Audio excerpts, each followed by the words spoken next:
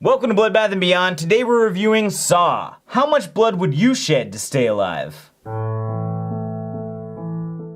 Directed by James Wan, starring Lee Whannell, Cary Elwes, and Tobin Bell, Saw is about two men who wake up in a bathroom with no recollection of how they got there. Soon they realize they are part of a sadistic game. What do we like about this movie? This is pretty much a classic, iconic horror film at this point. At the time it came out, horror was kind of like dying off. There wasn't like anything that was notable. Saw reinvented this genre of horror and made a whole bunch of new fans. And I think that's why, for the $1 million or how much ever they made it on, it did so well, because people were missing the go to the theaters and see a scary movie. And well, this is not necessarily a torture porn film. It definitely spawned it with its sequels, and this was kind of hinting at that. And it was neat because it's one of those movies that did really well, even though it took place in one location, and it was all a guessing game. And that was part of the fun of this movie. I mean, we have a game, What Would You Do?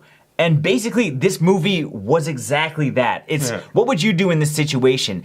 And as clues are revealed, you're constantly trying to figure it out. That's what made this film so great, and why it is probably one of the most profitable films in horror history.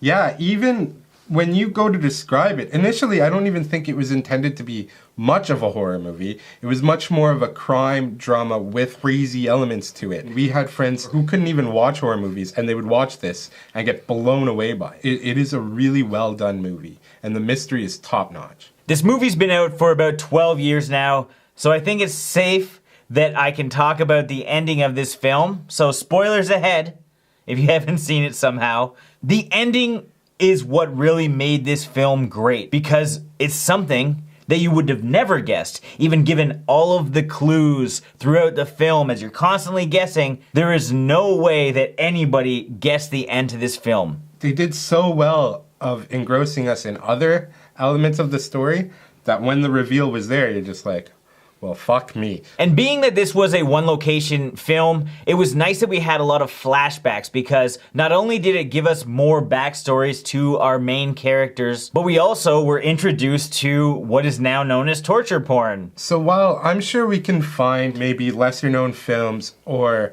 even going back to the 80s, but at the time in 2004 when this came out, there was nothing mainstream or known like this. So you get these traps that are just bloody, gruesome, and just awesome. The first one we see is the wire maze. And you're like, what the fuck is going on? He's going through barbed wire, cutting himself up. You don't know much about what the game actually is. But this is our first introduction to it. They're doing the fast, weird cuts. And it's very reminiscent of things like Seven. It had the same kind of tone when it came to the set design, and just the way that the cops interacted with the scene. I don't know, Seven's one of my favorite films, and it was cool to see the crime investigators handled well in a horror movie, because usually they're dumb as hell. I think part of that is because you have such an intelligent villain that it allows them to be smarter. I mean, if you had an investigator going after Jason or something, it's pretty straightforward. He's just fucking walking in a path killing people. If a detective couldn't figure that out, he'd be pretty stupid. And we couldn't leave our likes without mentioning one of the best and most memorable things of this film, the soundtrack. The Saw theme is arguably one of the most known horror soundtracks to this day. And throughout the film, the score was fantastic. What didn't we like about this movie? My biggest issue with this film was the acting, unfortunately. The dialogue between the two main leads didn't seem natural, it didn't seem real. That clock, What about it? it's brand new. So? So, somebody obviously wanted us to know the time. And it seems like an indie film that just happened to make it to theaters, and that's exactly what it was. There wasn't sort of a natural flow to it. It felt stilted and almost like you're reading from a script. It's time for our final thoughts and ratings. Saw is easily one of the better and most innovative films that I've seen in the last 20 years. It kickstarted the torture porn genre that we now know today, but it's a little more derogatory at this point. And it introduced us to James Wan, one of the best modern horror directors of our generation. I love the whole idea of this film, and it's one of those films that you can watch with your friends and try and figure out what's happening. We're also treated with a ton of cool traps and awesome gore, and it's set up for a ridiculous but great franchise. So I'm gonna give this 4.5 reverse bear traps out of 5. I absolutely loved this movie the first time I saw it, and I continue to love it to this day. It really elevated the horror genre, I think, to show that you can be suspenseful, you can be